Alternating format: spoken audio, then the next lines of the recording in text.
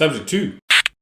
What's going on, future billionaires? Welcome back to the channel. My name is Sir Derek Phantomov. I'm a financier and a deal maker. I raise capital for companies and I structure real estate and business M&A deals. And I worked on over $3 billion worth of deals, in which $840 million of that as of February, in the making of this video, I personally led those transactions myself. All right, so subject 2, let's jump into it.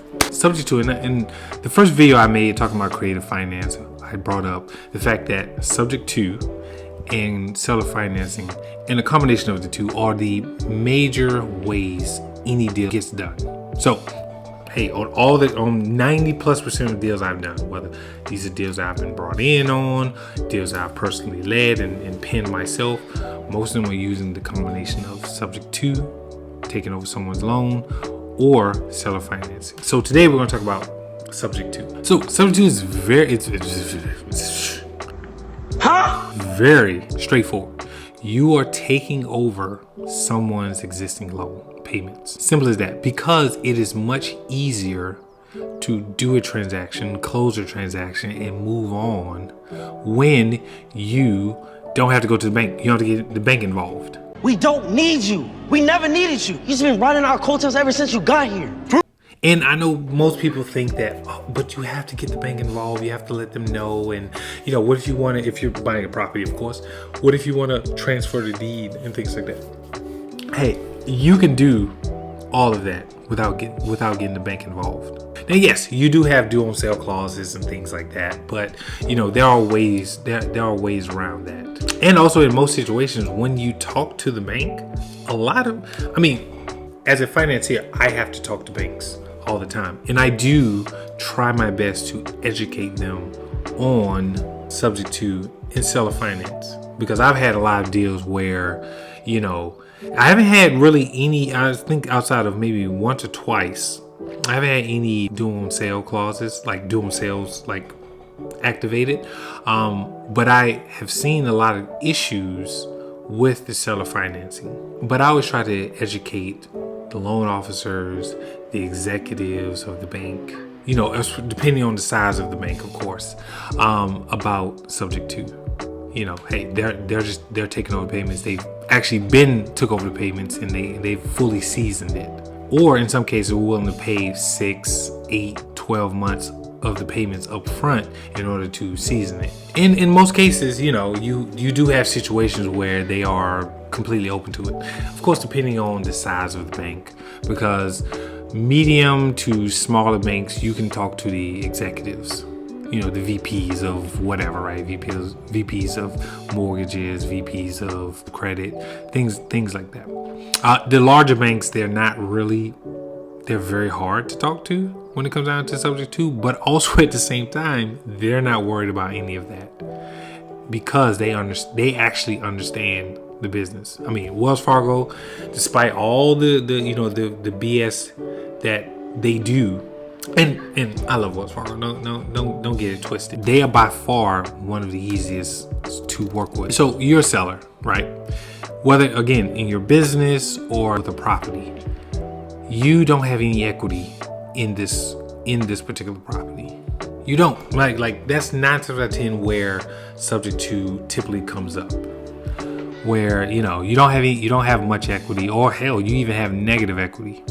So for you, you can't sell under a certain amount, because then you're going to come out of pocket with money in order to sell the property. I've seen this so many times.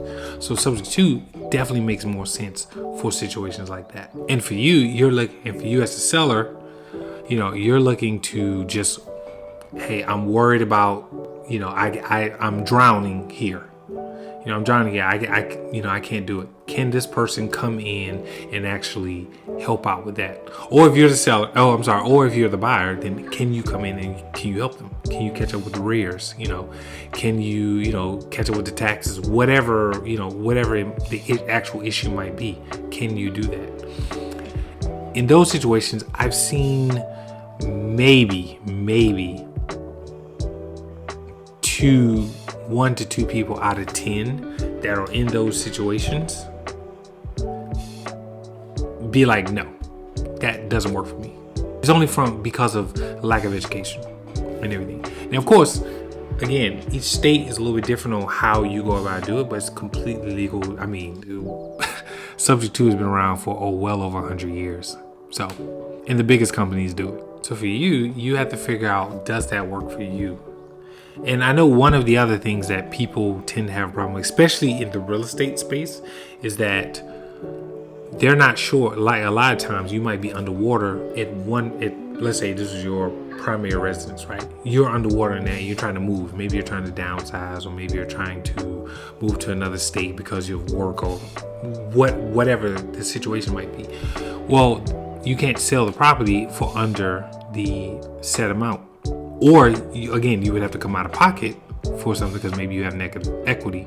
So in this situation, you use subject to, and of course you seasoning it. It might be, some banks are a little bit different. It might be 6 months, it might be 8 months, it might be 12 months, but whatever it is, you figure it out with your new lender. You don't go and talk to your current lender because, most of the time the reason why they don't call those due on sale clause is because they're not getting updates on the deeds. They might do that every few years or something like that, but for the most part, they're not.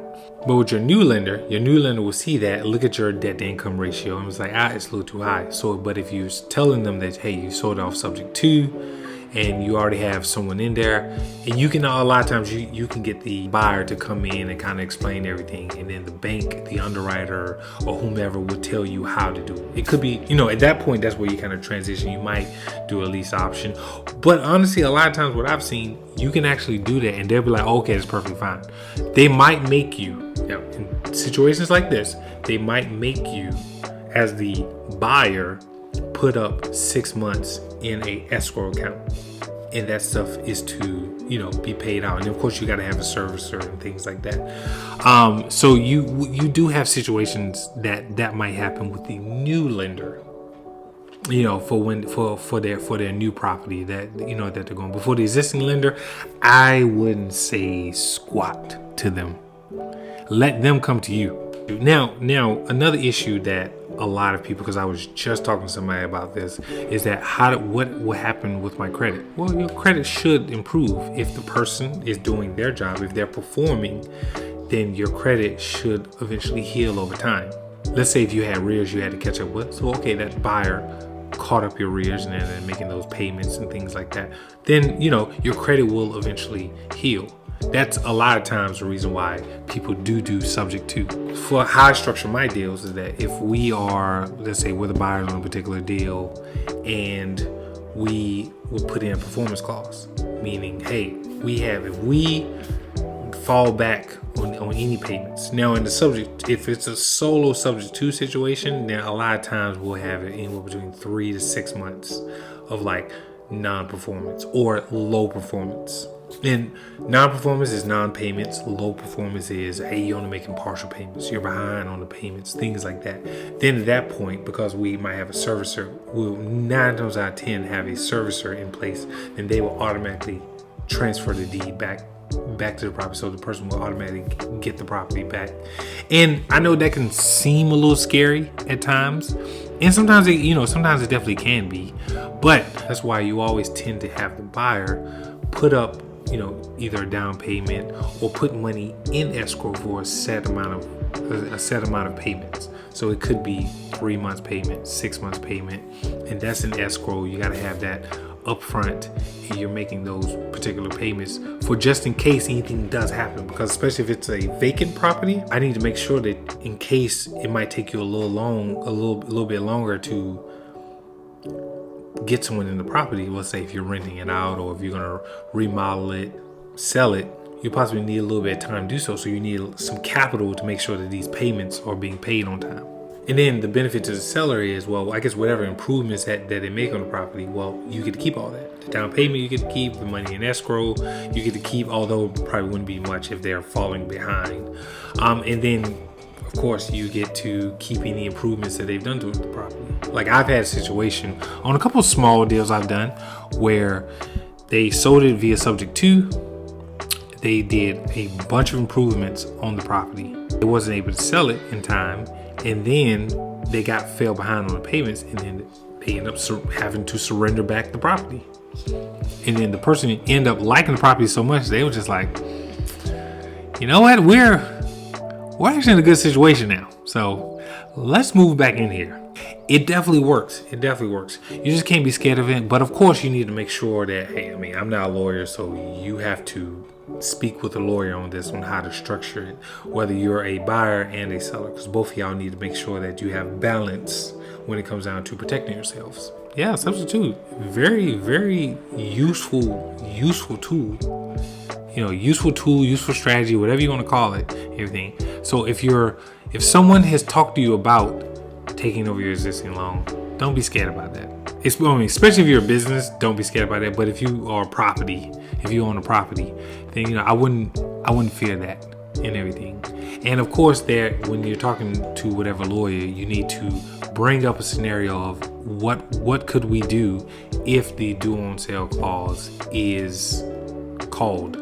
So yeah, so with that being said, hey, thank you so much for another video. Please, if you like this video, please like, subscribe, and hit that noti bell. It really helps out the channel. And if you're interested in knowing a little bit more about seller financing, then click that, I think it's right there. Yeah, it should be right there. Yeah, click that video right there, and I'll see you on the next one. All right.